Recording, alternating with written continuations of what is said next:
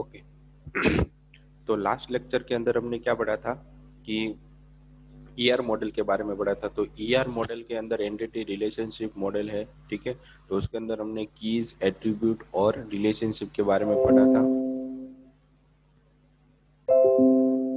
ठीक है। तो रिलेशनशिप के अंदर और एट्रीब्यूट के अलावा एक कीज थी।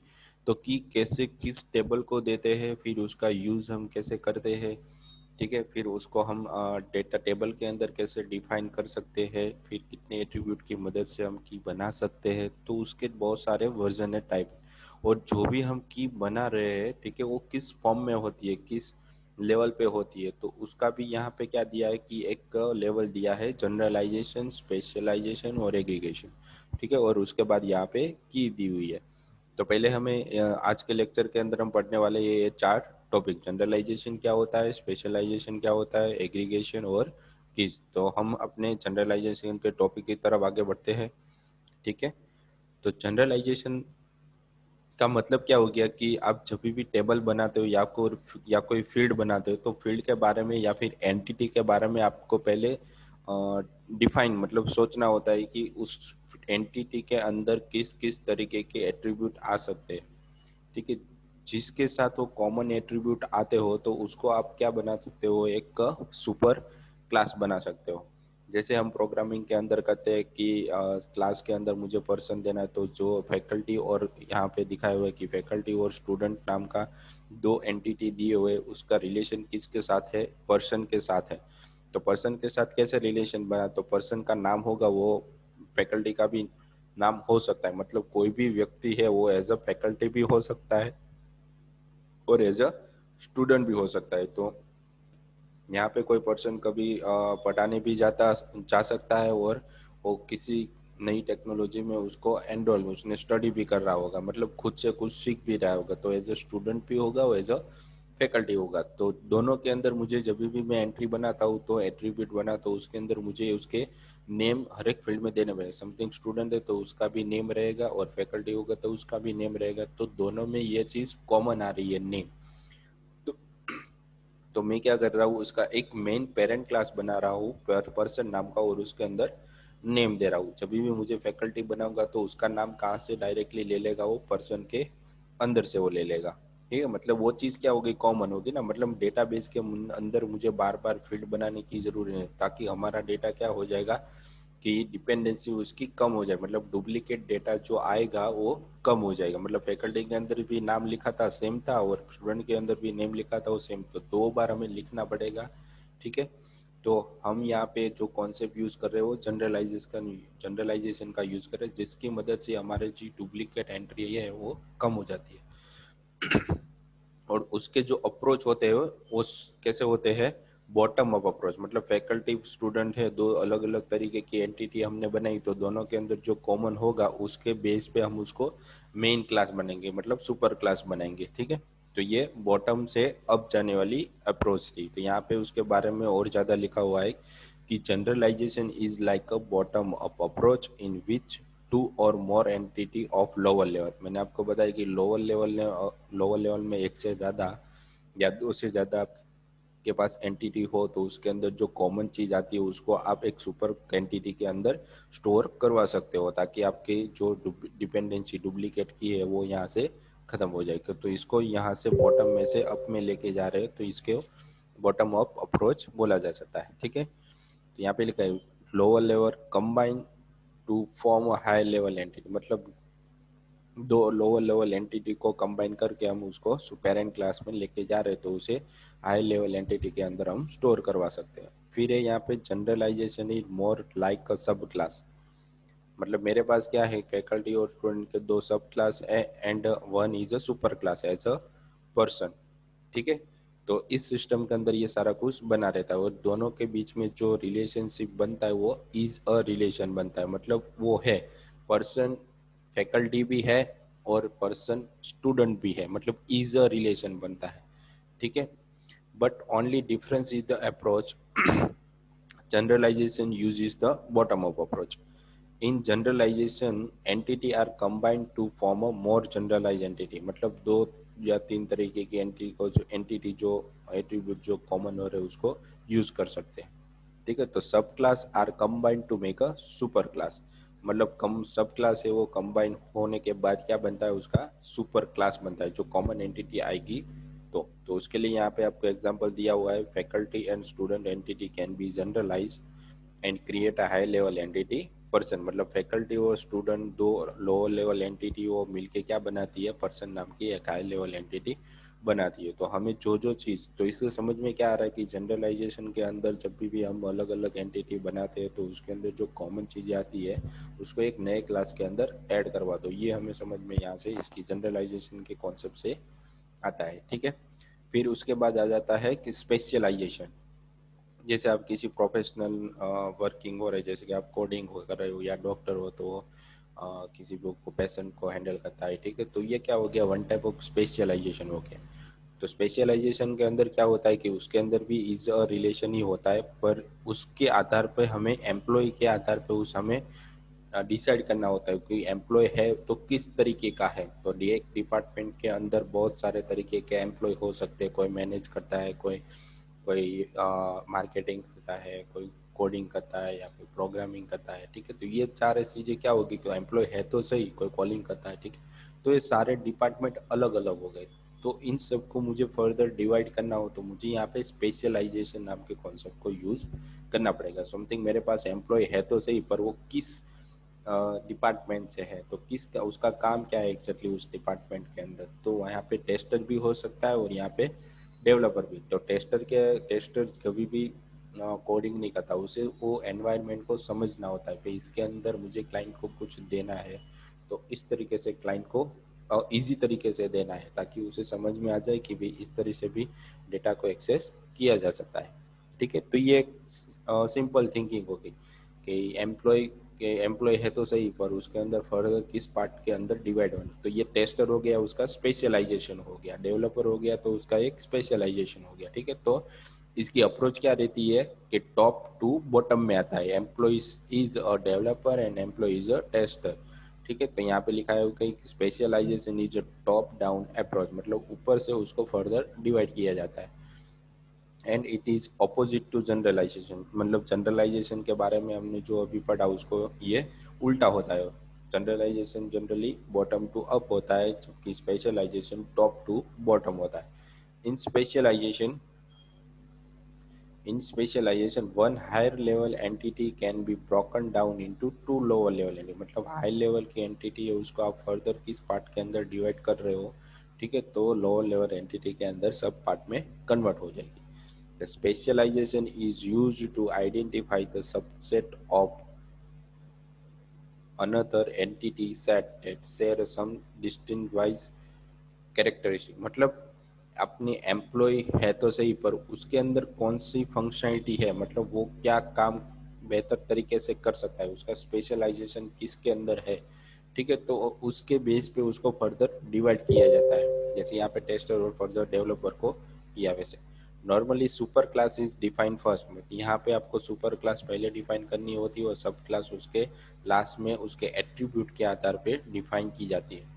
ठीक है। तो यहाँ पे आपको एग्जांपल दिया हुआ है, in employee management system employee entity can be specialized. यहाँ पे एम्प्लॉय वो स्पेशलाइज है एज अ टेस्टर और डेवलपर बेस आर और they are play in the company, तो उसके वो रोल दिखाई गई है, स्पेशलाइजेशन यहाँ पे दिखाया गया है। ठीक है। तो ये स्पेशलाइजेशन हो गया, मतलब जनरलाइजेशन और स्पेशलाइजेशन के बीच में आपको डिफरेंसेस पता चल गया क्या होता है। ठीक है। फिर आते हैं हम एग्रीगेशन के अंदर। तो एग्रीगेशन के अंदर क्या होता है कि बहुत सारी चीज़ों को, मतलब बहुत सारी एंटिटी को एक साथ मिले के एक सुपर एंटिटी बनाते हैं। ठीक है। बहुत सारी एंटिटी को मिला के हम एक एंटिटी बनाते हैं, उसे एग्रीगेशन बोला जाता है। सिंपली भाषा में बोलूँ मैं तो बहुत सारी यहाँ पे एंटिटी आपको दिखाएगी, भाई सेंटर एक एंटिटी है, कोर्स भी एक एंटिटी है, तो इन दोनों को मिला के मैंने क्या बना दिया, एक सुपर एंटिटी विजिटर। ठीक है। तो यहाँ पे लिखा है in aggregation the relation between two entity is treated as a single entity, मतलब सेंटर और कोर्स दोनों को मिला के मैं एक सिंगल एंटिटी बना रहा हूँ, तो इसे एग्रीगेशन भी बोला जाता है। क्यों? क्योंकि जब भी विजिटर किसी विजिट के लिए यहाँ पे आता है तो हम उसके सेंटर के बारे में भी इंक्वायरी दे देते हैं और कोर्स के बारे में भी इंक्वायरी दे देते हैं। तो ये क्या हो गया, वन टाइप ऑफ हमारा एग्रीगेशन हो गया, ठीक है। तो वो जब भी आएगा तो हम उसे अलग अलग दिन पे नहीं बुलाते, एक ही टाइम पे बुलाते हैं। तो और उसको दो सब जितनी भी इंक्वायरी चाहिए, जितनी भी उसको इन्फॉर्मेशन चाहिए, वो सारी एक साथ हम यहाँ पे दे देते। तो ये क्या होगी, जितनी भी इंफॉर्मेशन हम अलग अलग डिपार्टमेंट के बारे में भी देंगे तो डिपार्टमेंट भी इसके अंदर एग्रीगेशन के अंदर आ सकता है, ठीक है। मतलब एक बार वो आ गया, उसको जितने भी इंफॉर्मेशन चाहिए वो सारी उसको मिल जाएगी, ठीक है।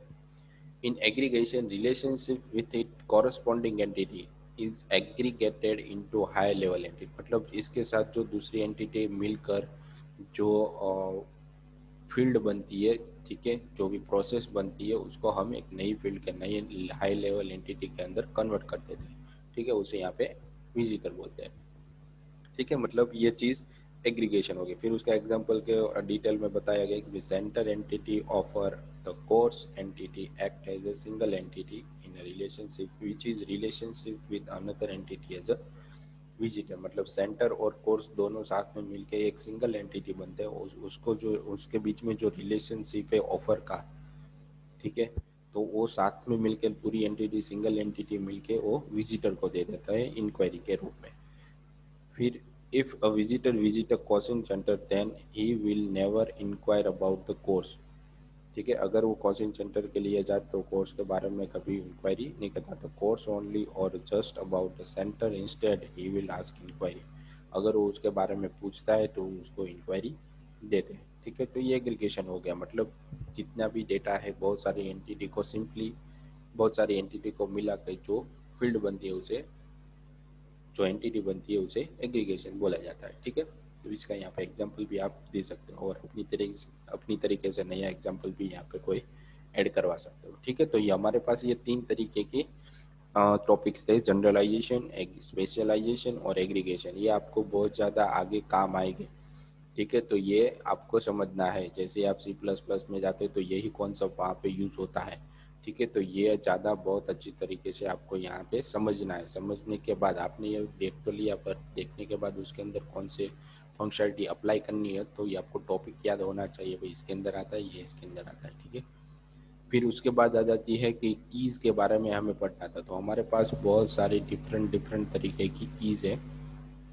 तो कीज का यूज यहाँ पे बहुत ज़्यादा तरीके से हम कर सकते हैं। कैसे, तो कभी जो भी हम टेबल्स बनाते हैं, मतलब ये मेनली आपको डेटाबेस के अंदर वर्क करेगी, ठीक है। वहाँ पे आपको फिर जैसे जब भी आप कोई प्रोजेक्ट बनाते हो तो प्रोजेक्ट के अंदर आपको समझाया नहीं जाएगा भाई ये की होती है, इस तरीके से इसको बनाया जाता है, इस तरीके से इसे यूज किया जाता है, इसका फायदे क्या है, इसके एडवांटेजेस क्या है, डिसएडवांटेज क्या है। तो ये आपको वहाँ पे नहीं, ये आपको सारा कुछ डेटाबेस के अंदर ही पढ़ना होता है, ठीक है। वो अलग से कोई नहीं, जहाँ जब आप प्रैक्टिकल करोगे तभी वो आपको पता चलेगा इसके बारे में भी। ये टेबल्स होते हैं, इसके अंदर फील्ड्स होते हैं, इसको एट्रीब्यूट बोला जाता है, ठीक है। तो ये उस जगह पे यूज होता है। तो कीज कितनी तरीके की होती है वो हम यहाँ पे पढ़ने वाले। तो कीज का मतलब क्या हो गया, एक टेबल के अंदर कीज का क्या रोल है, ठीक है। तो हमें यहाँ पे दो एंटिटी दिखाई गई है, एक स्टूडेंट नाम की है और एक पर्सन नाम की है, ठीक है। और स्टूडेंट नाम के एंटिटी के अंदर बहुत सारे एट्रीब्यूट है, आईडी, नेम, एड्रेस और code. Same as it is person नाम के एंटिटी के अंदर भी name, date of birth, passport, licence number और एसएसएन नंबर का एक बहुत सारी एट्रीब्यूट दी हुई है। तो कीज का रोल बहुत सारा इंपॉर्टेंट रोल्स है। Key plays the important role in a relational database. मतलब डेटाबेस के अंदर उसका बहुत ही इंपॉर्टेंट रोल है। It is used to identify any record और row on a data from a table. Table के अंदर जो भी हमें रिकॉर्ड या रो दी हुई है उसके अंदर उस रो को पहचानने के लिए कि कौन सी रो मुझे चाहिए, तो उसको पहचानने के लिए हम उसको एक की देते हैं, भाई इस नंबर का, इस नंबर की रो मुझे चाहिए। तो जब भी हमारे टेबल के अंदर हजारों रिकॉर्ड पड़े होंगे तो उसमें से उस रो को फाइंड करेगा और उसके अंदर जो रिकॉर्ड पड़ा होगा वो मुझे देगा, ठीक है। तो इस तरीके से की का रोल होता है। मतलब किसी भी तरीके के डेटा को आपको बहुत सारे डेटा में से फिल्टर करके वो देता है, ठीक है। It is also used to establish and identify relationship between tables. मतलब वो टेबल के साथ एक यूनिकली रिलेशनशिप बनाता है, ठीक है। अगर आपने एक टेबल बनाया स्टूडेंट नाम, तो स्टूडेंट के अंदर बहुत सारे स्टूडेंट है, उसके नाम, फोन नंबर है, पर कौन सा स्टूडेंट आपको यूनिकली चाहिए, तो वहाँ पे बहुत सारे स्टूडेंट के नाम भी सेम हो सकते हैं, उसका एड्रेस भी सेम होगा, उसके कोर्स भी सेम होते हैं। तो आप कोर्स के आधार पे जब भी रिकॉर्ड फाइंड करोगे भाई इस नाम का स्टूडेंट मुझे मिलना चाहिए, तो वहाँ पे 5 तरीके के स्टूडेंट, तो आपको 5 मिल जाएगी, पर यूनिकली आपको कभी भी मिलेगा नहीं। तो उसको आइडेंटिफाई करने के लिए हमेशा टेबल के अंदर एक आईडी हमें बनानी पड़ती है, जो ऑलवेज क्या रहती है, यूनिक रहती है। ठीक है। तो समथिंग 5 नंबर का रिकॉर्ड मुझे चाहिए, तो वो 5 नंबर की रो में जाएगा, और जहाँ पे उनका रिकॉर्ड पड़ा होगा वो मुझे वहाँ से उठा के दे देगा। मतलब 5 नंबर का ही रिकॉर्ड मिला, उसके अंदर डुप्लीकेट डेटा का भी वो देगा नहीं, और उसके अंदर हम डुप्लीकेट डेटा भी नहीं डाल सकते। तो ये उसके एडवांटेजेस है, हमें पर्टिकुलर रिकॉर्ड ही देता है हजारों रिकॉर्ड में से। ठीक है, जो हमें चाहिए। फिर एग्जाम्पल के फॉर्म में यहाँ पे दिखाया भी, इन स्टूडेंट टेबल, मतलब इस वाले टेबल के अंदर id is used as a key because it is unique for each student। ठीक है, तो यहाँ पे id आपको जो ब्लू कलर की दी हुई है वो आपकी क्या है, एक की है। क्यों? क्योंकि इसके अंदर हर एक स्टूडेंट की एक जनरेट यूनिक आईडी होती है, जिसके आधार पे हम उस स्टूडेंट को फाइंड कर सकते हैं। ठीक है, और दूसरे पर्सन वाले टेबल के अंदर हमने किसी भी तरीके की बनाई नहीं। ठीक है, तो उसके अंदर मुझे यूनिकली डेटा फाइंड करना है, तो मुझे एक साथ 3 फील्ड का यूज करना पड़ेगा, पासपोर्ट नंबर, लाइसेंस नंबर और एसएसएन नंबर आर की। ये पासपोर्ट नंबर भी कभी भी डुप्लीकेट नहीं होता।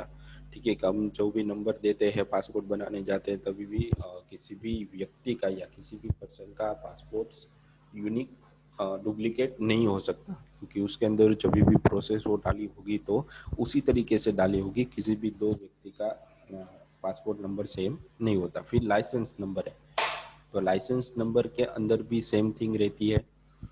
ठीक है, तो लाइसेंस हम जब भी निकालने जाते हैं तो उसके अंदर भी सेम चीज़ रहती है, कभी भी डुप्लीकेट डेटा नहीं आता। ठीक है, वैसे ही एसएसएन नंबर हो जाता है। ठीक है, तो ये सारी चीज़ें मिलके हमें क्या बनानी पड़ती है, एक की बनाती है। मतलब उस टेबल के अंदर से जो भी रिकॉर्ड मुझे चाहिए, तो फैच करने के लिए हमारे लिए एक यूनिकली वर्क करता है पासपोर्ट नंबर, लाइसेंस नंबर और एसएसएन नंबर। ठीक है, और स्टूडेंट वाले टेबल के अंदर आईडी। तो कीज को भी फर्दर डिवाइडेड किया जाता है। तो ये तो हो गई भाई, टेबल के अंदर से किसी भी फील्ड को यूनिकली आइडेंटिफाई करना हो तो एक कॉन्सेप्ट हो गया कीज का। ठीक है, उसके अंदर भी फर्दर डिवाइडेड भाई कि टाइप्स ऑफ की। तो यहाँ पे 4 तरीके की दी हुई है।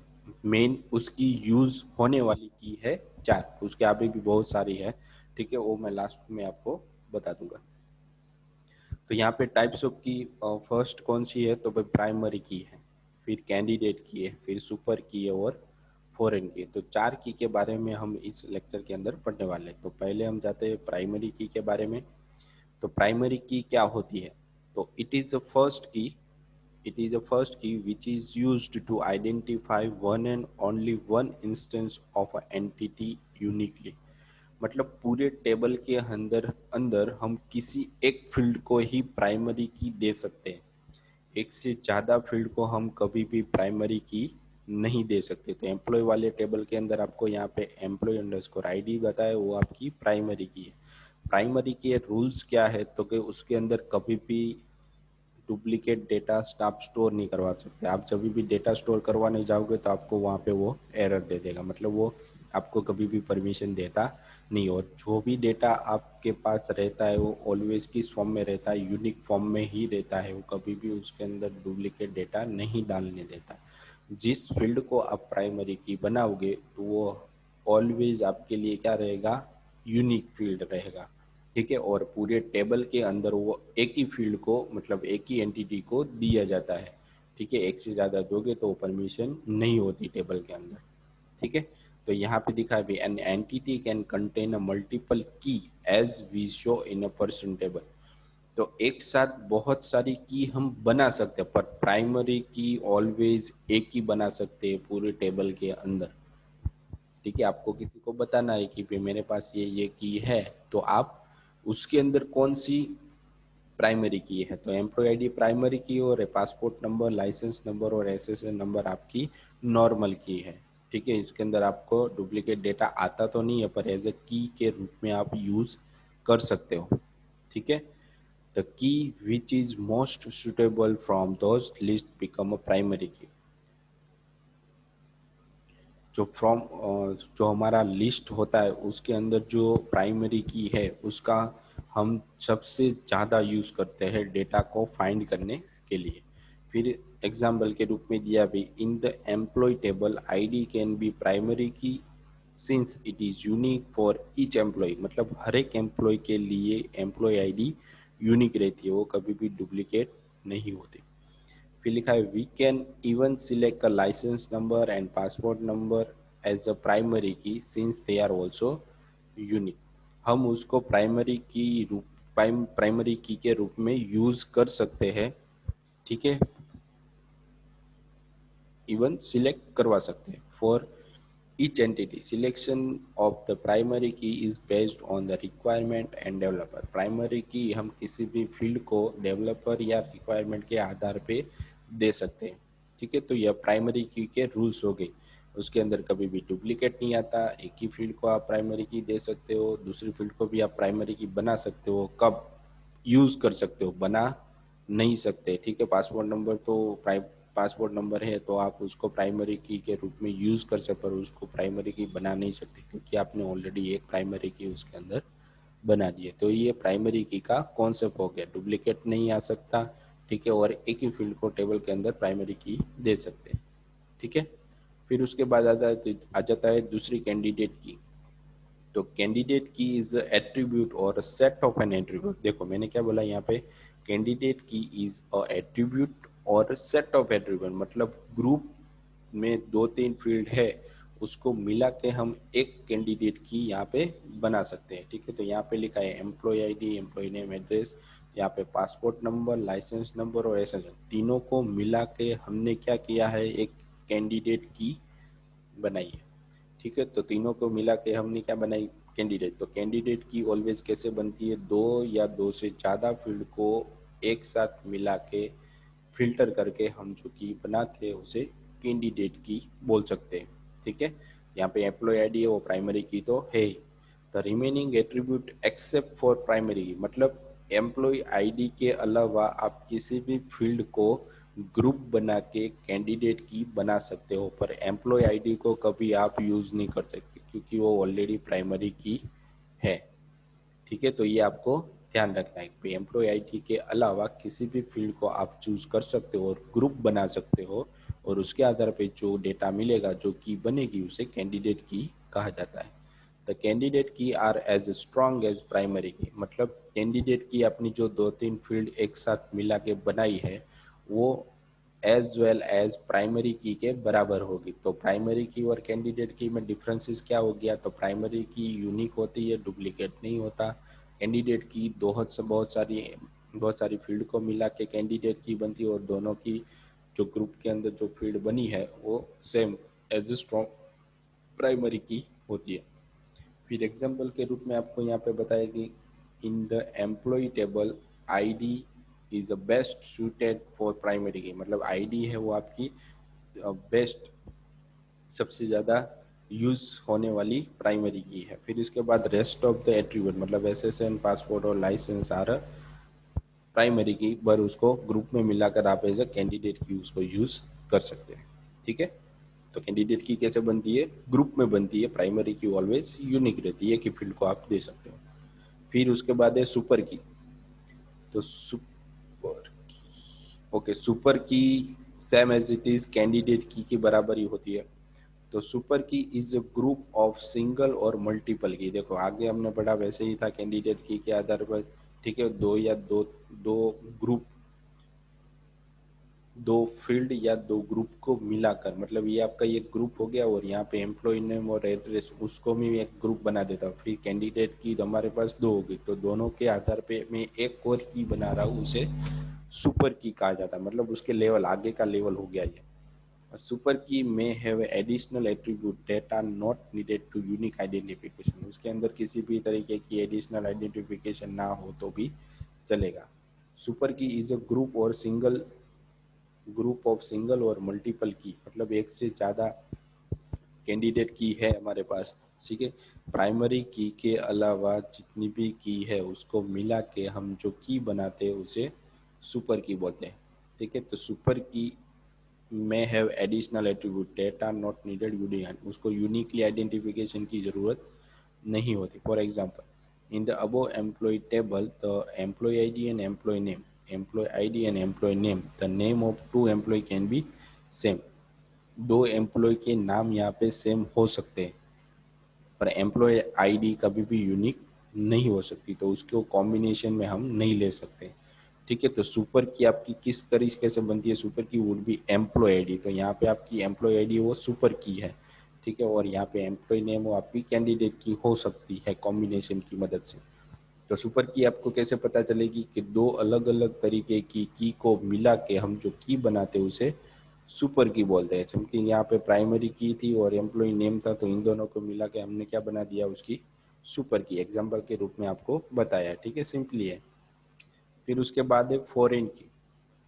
तो फॉरेन की का मतलब क्या हो गया कि किसी एक टेबल की प्राइमरी की, यहाँ पे क्या दिखा है आपको, डिपार्टमेंट टेबल है और एम्प्लॉय टेबल। तो डिपार्टमेंट के अंदर भी एक प्राइमरी की रहती है डिपार्टमेंट आईडी, और एम्प्लॉय टेबल के अंदर भी एक प्राइमरी की रहती है एम्प्लॉय आईडी। तो मैं यहाँ पे क्या कर रहा हूँ कि किसी कोई एम्प्लॉय है तो उसका डिपार्टमेंट कौन सा है वो मुझे जानना हो, तो मुझे उसके डिपार्टमेंट के आधार पे मिलेगा। तो मैं क्या कर रहा हूँ, डिपार्टमेंट टेबल के अंदर जो मैंने प्राइमरी की रखी थी डिपार्टमेंट आईडी, उसको मैं पास करवा रहा हूँ एम्प्लॉय वाले टेबल के अंदर। मतलब मैं बहुत सारे तरीके के एम्प्लॉय डालूंगा तो उसका डिपार्टमेंट कौन सा है वो मुझे वहाँ पे सिलेक्ट करवाना पड़ेगा। जैसे मैं सिलेक्ट कराऊंगा तो उस वो एम्प्लॉय है वो इस डिपार्टमेंट से मुझे पता चल जाएगा। मतलब ताकि क्या होगा कि डिपार्टमेंट आईडी एक टेबल के अंदर प्राइमरी की है और दूसरे टेबल के अंदर नॉर्मल फील्ड है। देखो समझना, ठीक है। एक टेबल के अंदर डिपार्टमेंट आईडी मतलब एक आईडी है वो प्राइमरी की है, और जब भी दूसरे टेबल में जाती है तो नॉर्मल की बनती है, तो इसको प्राइमरी की का वाला फॉरेन की कहा जाता है। क्या कहा जाता है, फॉरेन की। मतलब एक टेबल की प्राइमरी की दूसरे टेबल में नॉर्मल फील्ड वर्क करती है, यूज होती है, तो उसे उस फील्ड को फॉरेन की कहा जाता है। इस टेबल के लिए, एम्प्लॉय वाले टेबल के लिए डिपार्टमेंट आईडी फॉरेन की है, पर डिपार्टमेंट वाले टेबल के अंदर डिपार्टमेंट आईडी प्राइमरी की है, ठीक है। तो ये आपको समझना है, foreign key are the column of the table which is use to point the primary key of another table. Foreign key क्या होती है, foreign key are the column, foreign key क्या है, एक कॉलम है, column of a table which is used to point a primary key of another table। मतलब दूसरे table में वो प्राइमरी की है, पर फॉरेन की इस टेबल के अंदर वो क्या है, फॉरेन की है, तो इसे फॉरेन की भी यहाँ पे एज अ वर्क करवाते हैं। In company every employee work in a specific department, हर एक एम्प्लॉय एक स्पेसिफिक डिपार्टमेंट में वर्क करता है। And employee and department are two different entity, मतलब एम्प्लॉय और डिपार्टमेंट दोनों अलग अलग एंटिटी है। So we can't store the information of department in the employ table. सो हम डिपार्टमेंट का डेटा हम एम्प्लॉय वाले टेबल के अंदर स्टोर नहीं करवा सकते, ठीक है। That's why we link these two tables through the primary key. So हम एक फॉरेन के आधार पे दो टेबल को ज्वाइन मतलब साथ में रख सकते हैं, तो इसे फॉरेन की भी कहा जाता है। जैसे हम कॉन्सेप्ट ऐसे इजीली कैसे समझ सकते हैं, हम कोई इंडियन है तो हम अमेरिका चले गए, तो इंडिया का वीज़ा तो मेरे पास है ही, मेरे पास वोटर आईडी तो है, तो मैं इंडिया के अंदर तो एज ए क्या हुई, एक यूनिक हूँ ना, मतलब यूनिक मेरे पास नंबर है, फिर मैं इस नंबर का व्यक्ति हूँ। तो वो आप क्या कर रहे हो कि दूसरे देश में जा रहे हो तो आपको वहाँ पे क्या करना पड़ेगा, एज ए वहाँ का भी वीज़ा लेना पड़ेगा ना, ताकि उसको पता चले कि भाई ये व्यक्ति कहाँ से आया था एग्जैक्टली। तो क्या हो गया, वहाँ पे वो फॉरेनर हो गया वन टाइप ऑफ, ठीक है। तो ऐसे ही फॉरेन की इस टेबल के अंदर यूज होती है। we need we add the primary key of the department table department id as a new attribute to employee table। मतलब डिपार्टमेंट आईडी वो एम्प्लॉय टेबल के अंदर नहीं आया है तो वो एज अ फील्ड वर्क करेगा, ठीक है। Now in the employ table department ID is the foreign key, तो एम्प्लॉय वाले टेबल के अंदर डिपार्टमेंट आईडी फॉरेन की होगी, ठीक है। तो फॉरेन की का मतलब क्या हो, एक टेबल के अंदर प्राइमरी और दूसरे टेबल में नॉर्मल की है तो उसे फॉरेन की कहा जाता है। ठीक है। तो चार तरीके की हमने पढ़ी यहाँ पे, सुपर की, कैंडिडेट की और प्राइमरी की। ठीक है। उसमें सबसे ज़्यादा यूज होने वाली की है हमारे पास प्राइमरी की और फॉरेन की। तो उसके अलावा भी बहुत सारे कीज है वो जो रेयर केस में यूज होती है, तो मैंने यहाँ पे आपको पॉइंट आउट किए के करके ये, तो आपको इसके बारे में सर्च करना है, देखना है। ठीक है। उसको समझना है कि एक कंपोजिट की कैसे बनती है, कंपाउंड की किसे कहा जाता है, अल्टरनेट की किसे कहती है और सरोगेट की किसे। तो चार तरीके की अलग की होती है। तो आपको टोटल यहाँ पे 8 तरीके की का यूज हम टेबल के अंदर कर सकते हैं, पर मेन हमारा कौन सा है, प्राइमरी की और फॉरेन। ठीक है। और उसके बाद हमने पहले पढ़ा था कि जनरलाइजेशन और स्पेशलाइजेशन का कॉन्सेप्ट जो टेबल के अंदर हमें यूज करना होता है। ठीक है। तो आज के लेक्चर के अंदर इतना ही था। चार टॉपिक्स थे, अच्छे से पढ़ना, ये बहुत ही इम्पोर्टेंट है। जो भी अब तक हमने पढ़ा वो बहुत ही ज़्यादा यूज होने वाला डेटा है। जब भी आप डेटा बनाओगे, डेटाबेस बनाओगे, तब आपको वो यूज होगा और आपको डेटाबेस की ज़रूरत वहाँ पे पड़ने वाली है किसी भी कॉन्सेप्ट में आप चाहो तो। ये टॉपिक्स आपको अच्छे से समझने हैं। याद ना करो तो भी चलेगा, पर समझने हैं कि वो क्या कर सकते हैं, इसकी मदद से क्या होता है, इसकी मदद से क्या होता है। तो ये जितने भी टॉपिक्स हम पढ़ रहे हैं वो रियल लाइफ के अंदर से ही लिए हुए हैं।